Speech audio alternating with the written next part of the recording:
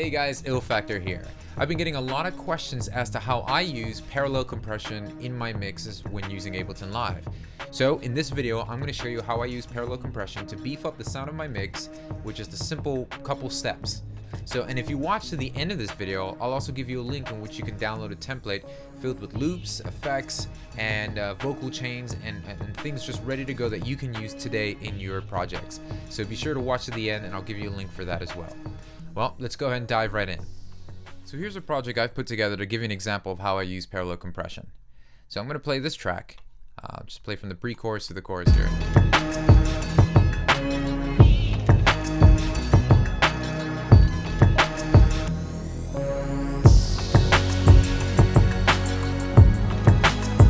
Okay, so what I'm going to do is I'm going to use parallel compression on the drums, and then next I'm going to show you how I use parallel compression on the rest of the elements in the mix.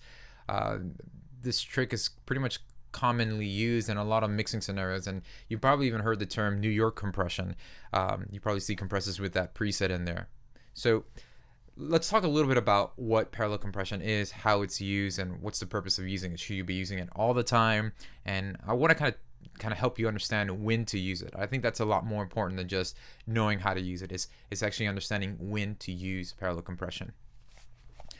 So parallel compression is having both the dry signal and the compressed signal play simultaneously, parallel to each other at the same time. So you're blending a little bit of the live dynamics, the changes in the volume or the dynamic levels of that source, and you're hearing the compressed state or that squash sound, and they're being played together. So you can blend between the two to get a good well balance. It's a good way to kind of capture instead of having everything just stay stale in this narrow range with your dynamics, you can still breathe life into it, say if you're using it for drums, and still keep a lot of the punchiness and grit that you get when you're using a compressor. So what are the easiest way to do this is just by using the regular compressor that comes with Ableton Live on any track and balancing between the dry and wet. So I'm going to show you that, but then I'm going to show you how I use it in my session. So here in this drum track, you could easily, let's just go ahead and focus on this one here.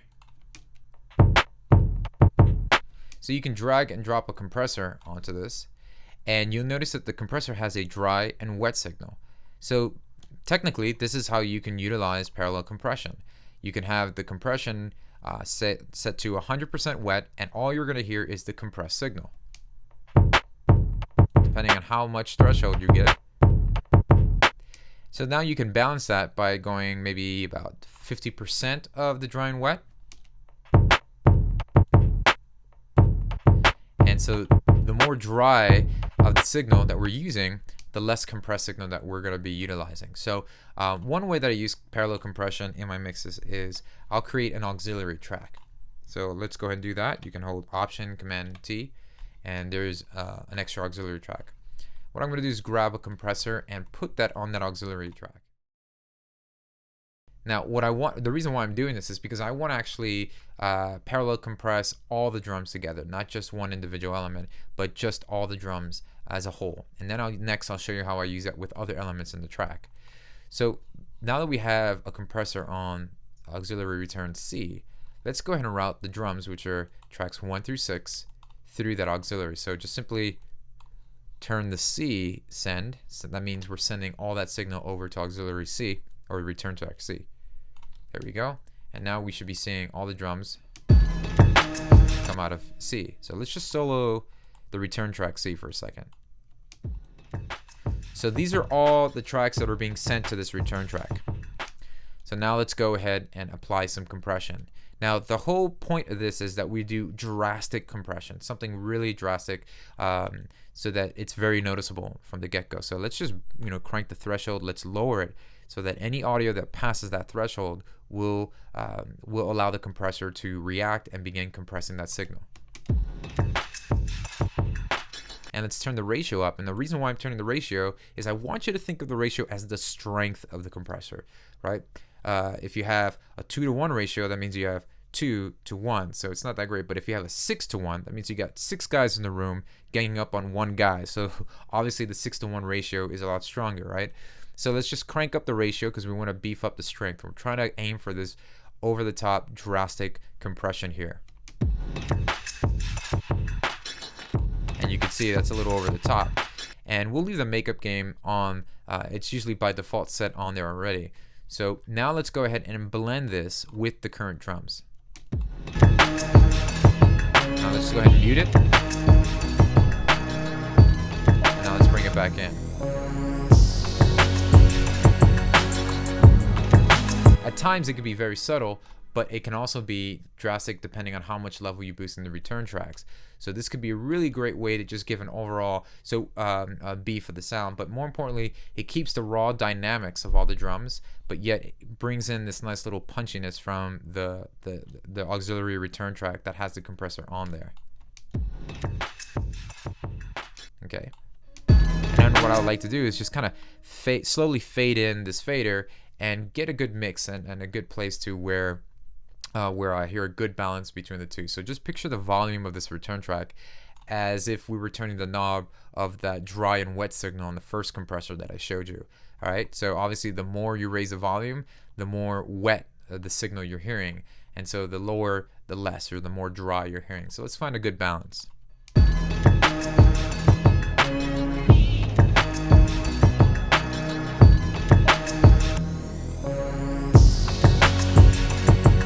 Let's turn it off. Turn it back on.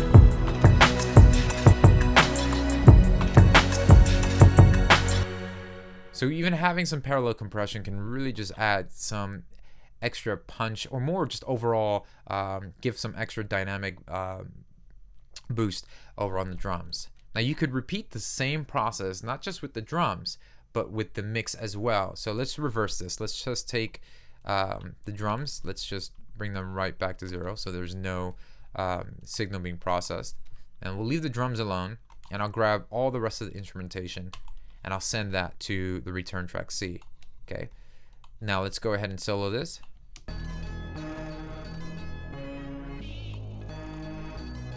Alright, and now we're gonna go ahead and do the same thing.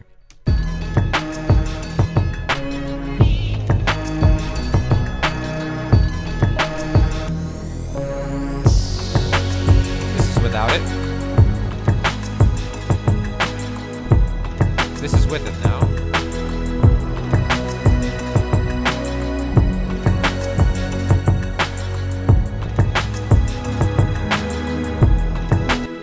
And what's great about using this method, this parallel compression on the rest of the instruments and not just on the drums, is that the drums can maintain their dynamics and the overall punch through them, and the rest of the instrumentation works well when you have especially vocals in there too. And then so what happens is the vocals will control the overall dynamics, and so the moment there's something that peaks over, it would just keep everything there, and you still have the natural dynamics of the dry signal. So I'd encourage you to just give this a try, see and experiment with this in your projects. It's really easy to do. As you can see, you want to set your return track with the compressor under.